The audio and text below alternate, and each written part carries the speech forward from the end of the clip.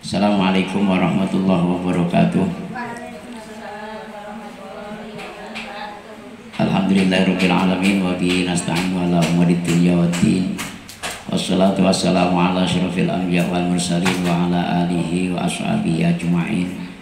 Rabbi shrah li sadri wa yassir li amri wahlul 'uqdatam min lisani yafqahu qawli, amma ba'du. Ibu-ibu jamaah Majelis Ta'lim Nurul Huda yang dirahmati Allah Subhanahu wa taala,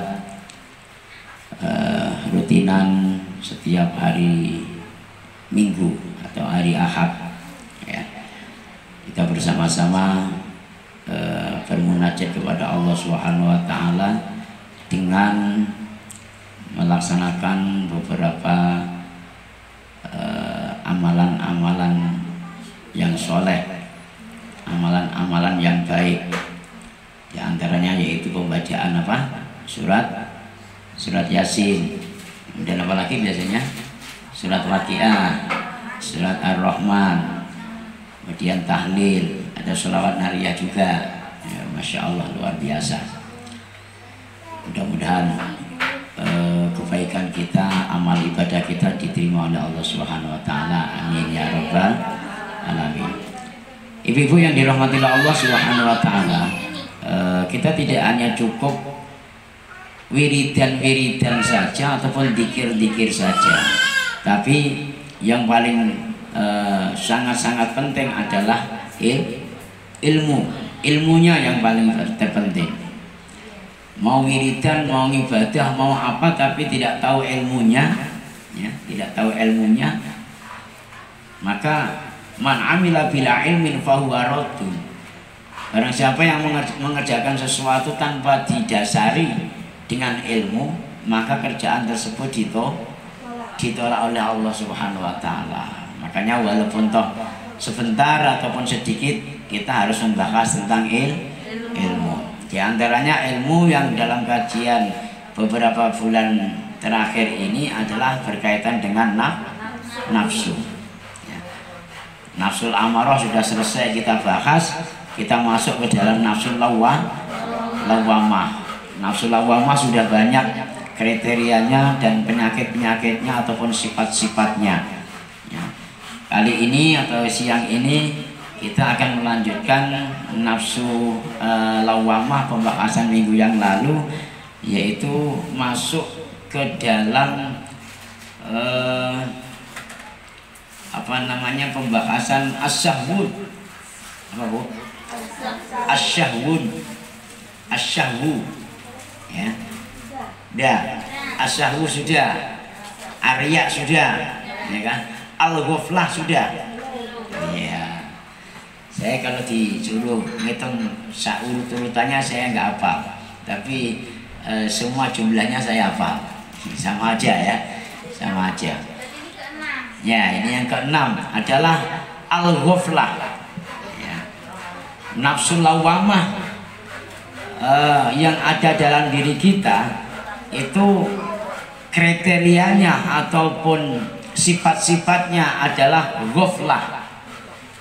Ghaflah itu artinya pelupa ya. Apa bu? Pelupa ya. Asyahwu lupa, tapi ini melupakan. Ghaflah itu melupakan. Jadi tidak sama dengan sahwun. Kalau sahwun itu sekedar lupa dan betul-betul lupa biasanya. Tapi kalau ghaflah itu dilupakan atau melupakan. Ya pura-pura lupa bahasanya. Itu ghaflah. Jadi bedanya tipis saja ibu.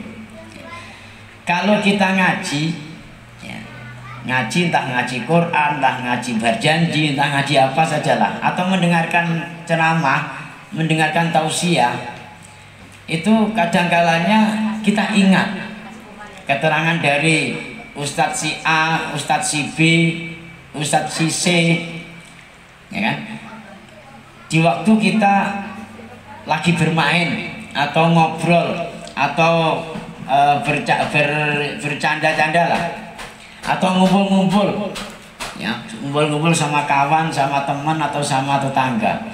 Kadang-kalanya kita ingat terbesit apa namanya keterangan atau pengajian yang pernah disampaikan oleh Pak Ustadz si A atau Ibu Ustazah, betul nggak? Tapi tanda-tanda terbesit yang terasa dalam hati kita itu kadang-kalanya kita abaikan, kita lupakan, enggak kita gubris, ya kan? Contohnya apa? Contohnya begini, coba ibu perhatikan, ibu rasakan ketika ibu ngobrol ya sama kawan-kawan, sama tetangga, gerumpi bahasanya. Oke, kalau gerumpi itu apa namanya pembicaraan atau pembahasan yang mengarah yang tidak baik. Saya sampaikan ngobrol aja lah, kan bisa juga ngobrol tentang pengajian, ya kan, ngobrol tentang apa namanya harga-harga cabai, bawang, minyak sekarang mahal semua gitu kan Bu, sementara gaji nggak naik-naik gitu kan. Ini kan nggak naik ya Bu ya, alhamdulillah. Ini kan tidak semata-mata omongan-omongan yang tidak baik, ya kan? Kecuali kalau ngumpul ngomongin orang lain, ya kan? Ngomongin kejelekan-kejelekan orang lain. Nah, ini tidak. Ketika ibu ngobrol tadi atau ibu guro-guro sama tetangga sama kawan, itu kadang terlintas apa kata Pak Ustadz atau kata Bu Ustazah ketika menerangkan tentang gerumpi. Gerumpi itu tidak baik ibu, apalagi ngunjingin orang, ngomongin jelek orang lain, yang ngerasain orang lain dan seterusnya, ya. Kadang tahu ibu Bu, sadar nggak ketika kita gerumpi itu? Sadar lah ya. Ketika kita gerumpi itu sadar, tapi anehnya walaupun toh sadar, kadang kita lupakan. Paham Bu? Kita lupakan. Sehingga ketika gerumpi itu tanpa ada kontrol. Awalnya sih membicarakan tentang harga minyak awalnya, ya, membicarakan harga cabai itu awalnya, ya. Lama akhirnya nyalakan pemerintah. Kalau sudah nyalakan pemerintah, oh macam-macam tuh bahasanya itu. Yang rezim kek, yang apa presidennya dolim kek, yang MPR-nya tak bener, yang DPR-nya nggak ada yang betul. Bener nggak Bu? Macam hebat aja kita ini, ya Bu ya. Bener nggak? Ini kalau sudah ngumpul-ngumpul ini kan kajian kita sadar bahwa ngerasain jelek orang lain itu tidak boleh. Dan kemana-mana ketika kita mendengarkan ceramah itu juga tidak boleh. Baik Pak Ustadz maupun Bu Ustazah melarang. Tapi ketika kita lagi kongko-kongko, lagi ngumpul-ngumpul, itu nggak kita hiraukan, ya, nggak kita hiraukan kesalahan itu.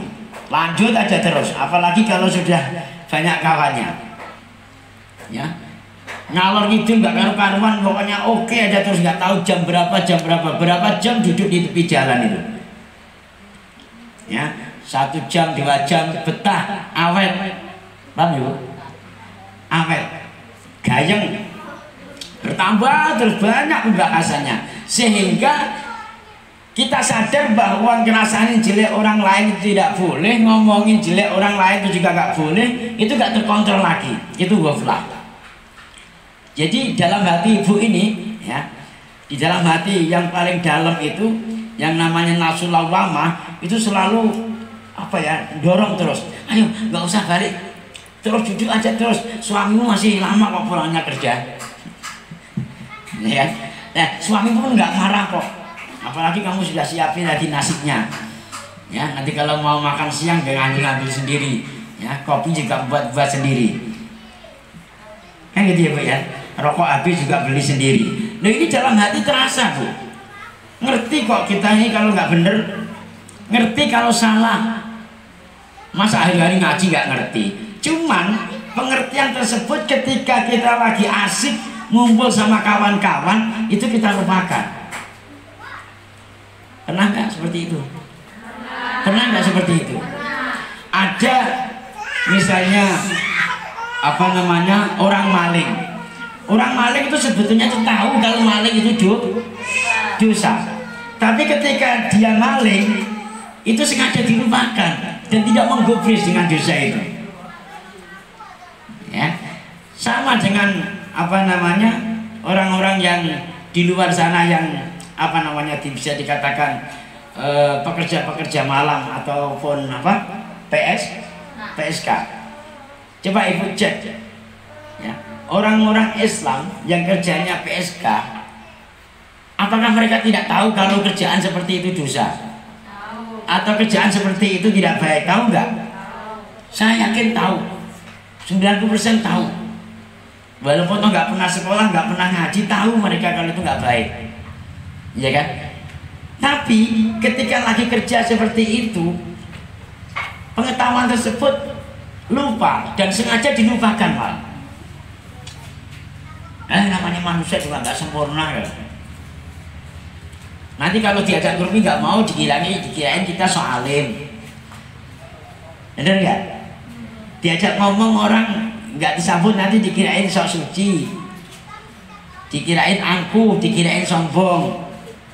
Baru ngaji 1 tahun aja kok akunya setengah mati, diajak ngomong aja kok nggak mau. Padahal sebetulnya juga tidak mau, tapi sadar bahwa itu tidak baik. Nah ini ibu yang dirahmati Allah Subhanahu Wa Taala. Itulah tujuan kita ngaji. Kalau kita tidak tahu penyakit yang ada di dalam hati kita, ya, atau nafsu, gejolak nafsu yang ada di dalam diri kita, dan kita tidak apa namanya mengetahui sifat-sifatnya, maka saya yakin kita tidak akan mampu melawannya. Sehingga walaupun toh bertahun-tahun ngaji, ya, setiap hari Minggu nggak pernah ketinggalan ngaji, ya, keterangan apa saja itu sudah dijelaskan sama kiainya, tapi tidak ada yang nyangkut, nggak ada yang masuk, nggak ada yang nyender, ya. Kenapa? Karena tidak mau memerangi. Udah jelas-jelas nggak bener diikutin kok, ya, malah tambah asik. Malah kadang-kalanya karena kita ini ikut pengajian, banyak pengalaman, pengalaman itulah dibuat ngerumpi di tepi-tepi jalan, ya. Hingga akhirnya apa? Pengalaman dari pengajian itu bukan untuk mengorek-ngorek kesalahannya sendiri, tapi justru malah untuk mengorek-ngorek kesalahan orang lain. Macam hebat saja dia ngaji nggak mau, padahal ngambil aja di rumah itu nggak ngapa-ngapain, kayak gitu kan. Nanti tetangga yang sebelah kiri digunjingin seperti itu, yang sebelah kanan digunjingin seperti itu, yang depan rumah, yang belakang rumah, semua orang diomongin seperti itu. Benar nggak? Ada nggak yang seperti itu? Banyak sekali, bukan yang sekedar ada, banyak sekali. Maka lagi-lagi sering saya sampaikan bahwa justru majelis-majelis taklim itu malah sumber daripada masalah. Bukan majelis taklim itu tempat untuk menyelesaikan masalah. Maka harusnya ibu-ibu bisa membuat contoh kepada tetangga kanan kirinya, kawan-kawannya yang dulu sebelum ngaji lepas kontrol mulut asal jeplak saja. Asal bunyi aja, kan gitu ya. Harusnya begitu sudah pengajian juga sudah mulai reda, sudah mulai berkurang, keangkuhannya sudah mulai berkurang, omongannya yang kurang baik juga sudah mulai berkurang, keangkuhannya, kesombongannya. Begitu sekarang ikut pengajian, muncullah atau timbullah sifat tawadhu, rendah hati, ya kan? Menghargai orang lain, menyayangin orang lain, kemudian giring omongan-omongan yang tidak baik itu yang biasanya ngerumpi, ya kan, ngobrol di tepi-tepi jalan, ngobrol di tempat-tempat umum, kan begitu. Andai kata ikut berpartisipasi mereka juga, ya sudah direm sedikit lah bibirnya itu, ya. Paling tidak itu ya kemana-mana megang tasbih, biar mulut ini tidak lepas kontrol terus. Mulut kok diemnya kalau di rumah asal udah keluar itu ada aja yang dibahas, ya. Nggak cukup bahas tetangga sebelah kanan sebelah kiri yang dibahas, ya. Nggak cukup membahas tetangga sebelah kanan sebelah kiri, sampai pemerintah dibahas. Kayak macam nggak ada kerjaan, ngurusin rumah tangganya sendiri aja nggak becus, ya kan? Kan sekarang banyak itu zaman sekarang. Lo ngurusin rumah tangganya sendiri aja nggak becus, ngurusin pemerintah, keterlaluan, terlalu jauh. Boro-boro kok rumah tangga kita, ngurusin diri kita sendiri aja juga gak betul. Cara bagaimana kita beradaptasi, cara bagaimana kita sopan santun, cara bagaimana kita punya pengertian, cara bagaimana kita bisa punya toleransi, cara bagaimana kita ibadah, mengatur rumah tangga, mengatur anak istri, mengatur diri kita, itu banyak yang gak becus, banyak yang gak pinter. Betul gak, Pak? Tapi anehnya nggak pinter sok keminter, saking pinternya itu loh, pemerintah semua nggak ada yang betul. Diponten semua, DPR diponten, MPR diponten, kemudian DPD diponten, wali kota, gubernur, sampai ke presiden. Macam nggak ada kerjaan aja. Bener nggak, Bu? Kurang kerjaan. Hidup aja udah makan aja kempas-kempis, makan nggak. Anak istri berantakan, yang punya anak 4, yang satu ke timur, yang satu ke barat, yang satu degil, yang satu nakal, ya nggak betul-betul. Gayanya apa namanya, ngajarin pemerintah. Titel nggak punya, jabatan nggak punya, nyalahkan pemerintah, nggak mau nyalahkan dirinya sendiri. Nah inilah Bu, penyakit-penyakit yang ada di dalam hati kita, yang ada di dalam nafsu kita. Hati nurani kita tidak akan muncul, hati nurani kita tidak akan cemerlang, tidak akan bersinar selagi masih ditutupin dengan namanya nafsu amarah dan nafsu lawamah. Selagi nafsu amarah dan nafsu lawamah itu menggejolak di dalam diri kita, maka nur yang ada di dalam hati kita tidak akan mampu memancar. Sama dengan ibu punya lampu listrik, ya, yang wattnya itu besar, anggap aja lah 100 watt, tapi ibu tutupin dengan handuk ibu yang tebal, handuk mandi itu Bu, yang tebal. Kira-kira kelihatan nggak dari luar sinarnya? Nggak kelihatan kan? Nah, untuk supaya lampu ini bersinar, kelihatan sinarnya, maka pelan-pelan bukalah tutup ini. Satu dilepasin semua, sehingga walaupun enggak semua lepas, minimal itu 90% penutup lampu tersebut jauh dari lampunya, maka insya Allah lampu tersebut akan terang, kelihatannya nyala dan terang. Kalau sudah terang akan mampu menerangin di sekitarnya, bahkan bisa jauh. Hati kita juga sama, kalau sudah mengeluarkan nur, ya, sudah mengeluarkan cahaya, maka akan mampu menyinari dirinya dan menyinari keluarganya, bahkan menyinari terhadap masyarakatnya.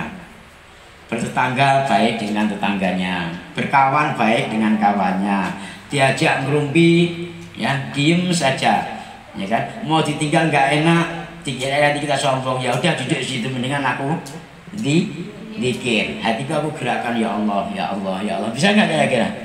Kalau kawannya ngerumpi, kira-kira dikir apa ikut ngerumpi? Bisa?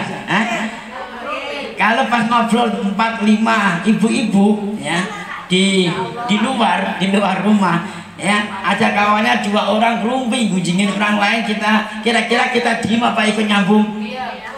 Ikut ambil ya? Nggak bisa.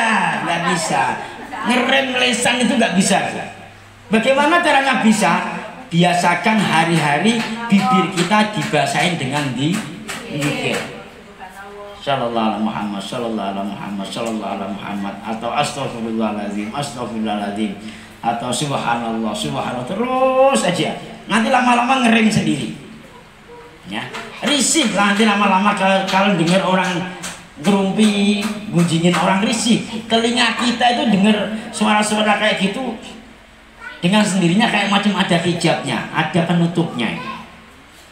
Tapi kalau bibir ibu tidak dibasahin dengan dikir terus, ya kan? Ketika keluar dari rumah, kalau masih di dalam rumah masih aman. Kalau sudah keluar dari rumah, tengok kawannya duduk bareng, ngobrol gayeng enak, apalagi ada cemil-cemilannya, tambah jadi. Ya, yang diomongkan itu dari RT, RW, lurah, ya, ustadz, ustadzah, semua diomongin. Kemarin udah diomongin, ini diomongin lagi. Karena asal ketemu sama orang itu enaknya tuh seperti itu. Nah, inilah penyakit nafsu yang ada di dalam kalbu kita. Maka ibu yang dirahmati Allah Subhanahu wa taala, kita sudah sama-sama tua, ya kan? Sudah waktunya kita